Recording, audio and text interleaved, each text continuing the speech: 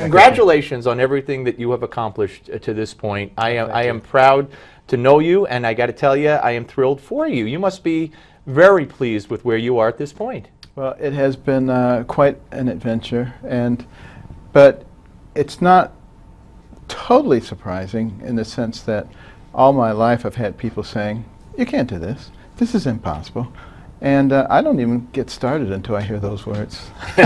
Well, you know, the book, A Perfect Union, which was co-written along with your lovely wife, yes, talks about the Constitution and yes, getting our liberty back. But one thing that struck me, you talk about Abraham Lincoln, talking about saying that who should really have input into this country. And one of the people he mentioned were, along with other lay people, lay being not politicians, were doctors. Yes. So how apropos that you would talk about that in your book, and here you are. Well, you know, doctors, scientists, engineers really have been trained to make decisions based on evidence as opposed to ideology. And if there's anything we need right now, is some evidence-based decision making. Well, let's talk about evidence-based decision making. I want you to hear what President Obama did. I mean, hours after the shooting in Oregon, yes, before we knew too much. But here's what he said. And of course, what's also routine is that somebody somewhere will comment and say, Obama politicized this issue. Well, this is something we should politicize. 1515. It is relevant to our common life together, to the body politic.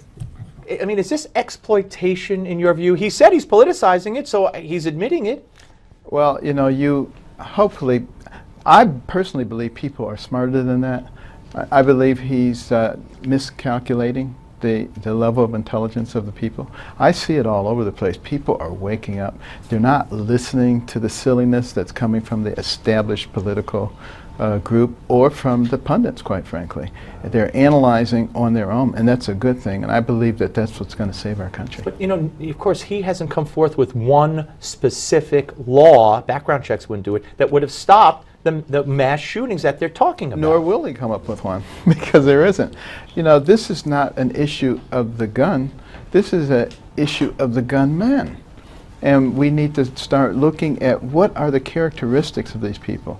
I think we can probably, if we sit down and study this thing scientifically, begin to identify the kinds of personalities that are likely to be involved in this, and we can begin to intervene early, not only to save the lives of masses of people, but of those individuals as well. All right. Now, also, President Obama, you know, did not mention, and he had to know at that point because we found out an hour later, and he's President of the United States, and still, as of right now that you and I are talking, hasn't mentioned that this shooter said, "Are you Christian?" Right, and then shot them in the head. If they said no, he shot them in the leg. How is that possible from a devout Christian or from any American president? And what would have happened if the shooter said, "Are you Muslim?" and shot them in the head? Well, remember, he's been very reticent to mention Christians in the Middle East who are being massacred as well. I'm not sure why he has so much trouble actually articulating the words. It does make you wonder a little bit. Would he have said, would he have talked about it if it were Muslims? Oh my gosh, it would have been, he would have had a seizure over it. And I'm not exactly sure how he thinks that people aren't noticing this. But the important thing, once again, is we don't have to deal with him that much longer, hopefully. All right, let's turn to the race. And I want you to hear something that Donald Trump said. This is 15. I'm not a masochist. And if I was dropping in the polls where I saw that I wasn't going to win, why would I continue? And it's funny, maybe it's like not like me because it's the power of positive thinking. I'm a very positive person. I'm a positive thinker. But the truth is, I'm a realist. If I were doing poorly, if I saw myself going down, if you would stop calling me because you no longer have any interest in Trump because he has no chance, I'd go back to my business. I have no problem with it. Is he giving himself, because he said it on Meet the Press, he said it CNBC on Friday, he said, is he giving himself an out, do you think? No, I think he actually is talking about some of the others who are in the race who are, you know, polling at 0% and 1%. Sending a message? 2%. He's trying to say, guys, come on now. I think that's what he's saying. Interesting. But, you know, I think that's a very noble thing for him to do. Donald Trump has said that if he wins, he would offer you a job in his cabinet or his administration. He didn't say vice president on the ticket. How do you feel about Donald Trump? And if you were the nominee, would you consider Donald Trump as a VP? And if not, would you consider offering him a position of some sort in your administration? Well, I think Donald Trump is a very talented individual. He certainly knows how to take advantage of situations. There's no question about that. And I believe he could bring some wisdom somewhere along the line. I think there would be room for him somewhere. In your administration? Absolutely. But not on your ticket? I think there'd be room somewhere. Okay. Could you see yourself being the boss to Donald Trump? Maybe as an advisor. Okay. All right. Fair enough. Now, Jeb Bush, you talked about Trump sending a message to people with 0%, 1.1%, whatever. But Jeb Bush is floundering around at 4%. He raises all kinds of money, and congratulations on raising $20 million last month. That was amazing. And small donations. I want to talk about that. But do you think Bush at some point should start thinking about getting out of the race as well? I seriously doubt that he would give that consideration. But, I think everybody should ask themselves, what are they doing and why are they doing it? I can easily answer the question. I'm doing it because the people asked me to do it. And the people are funding the effort. So, I mean, they didn't just talk and then go home and sit down. What about Bush? Why is he not resonating? Why does he have 4% with all that money and the Bush name, good or bad, but nonetheless, why? This is a bad time to be identified as part of the political establishment. I think Jeb Bush is a very nice man. I like him. But this is just not the right time to be named Bush or Clinton.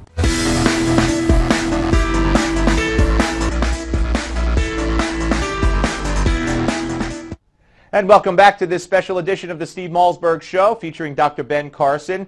I asked Dr. Carson if he felt that Barack Obama was after our guns. Do you believe that he would love to take people's handguns away, ban handguns, and confiscate them? I think he probably would like to do that.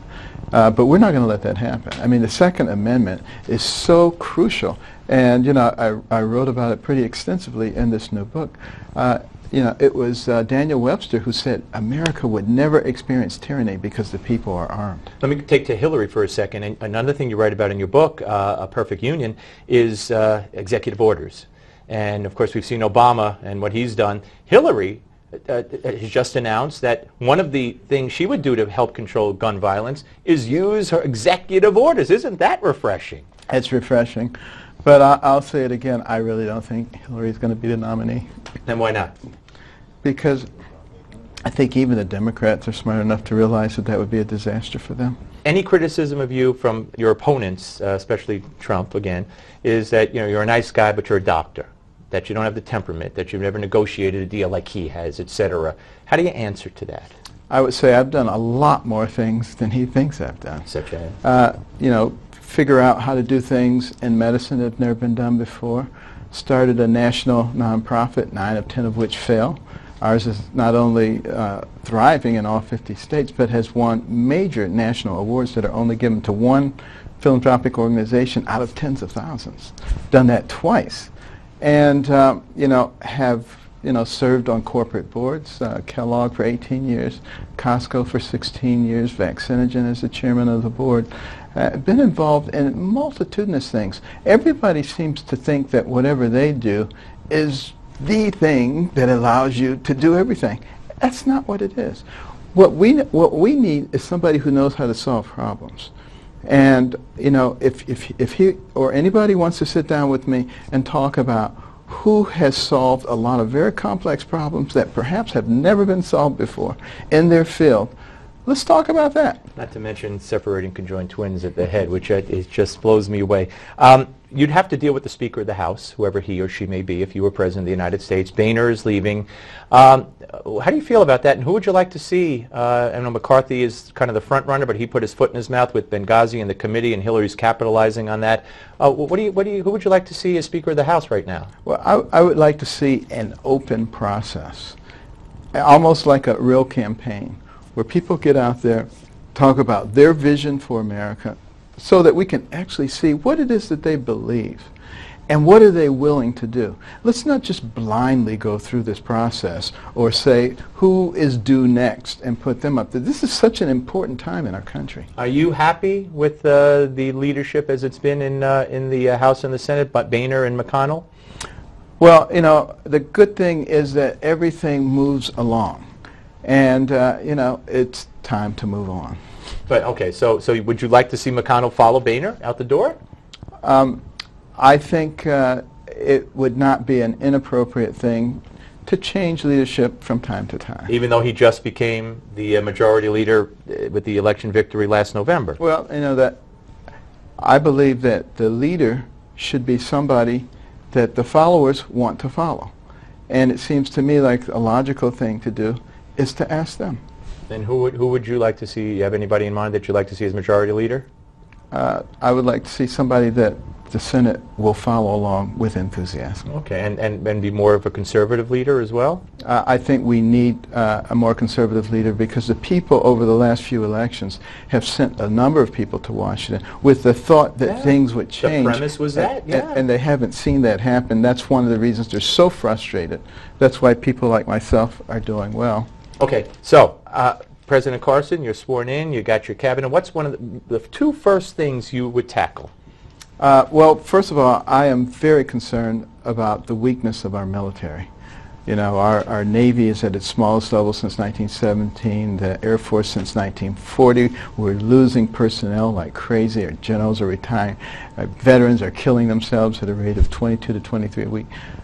We have to shore up our military. If we don't get our military right, nothing else matters. And we've got to start working immediately upon our fiscal situation. It's a house of cards. It's about to collapse. The only reason we can sustain the level of debt we have is because we're the reserve currency of the world. We can print money, which we're doing in a very irresponsible way, which is just accelerating our demise.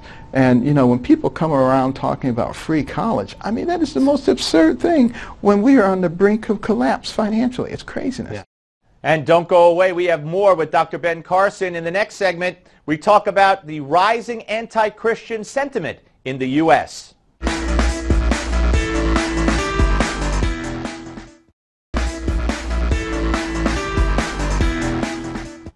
And welcome back to this special edition of the Steve Malzberg Show with Dr. Ben Carson, also author, of course, of A More Perfect Union. In this segment, of course, religious liberty is very much at the top of the priority list for Dr. Carson, and I asked him about it.